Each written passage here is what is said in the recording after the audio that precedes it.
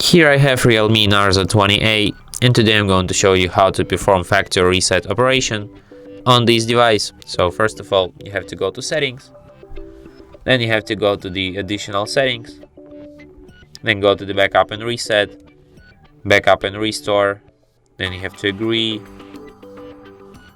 with everything.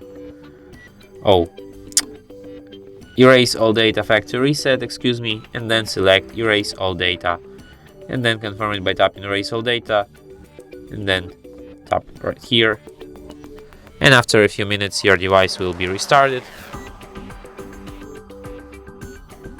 And that's it. Thanks for watching.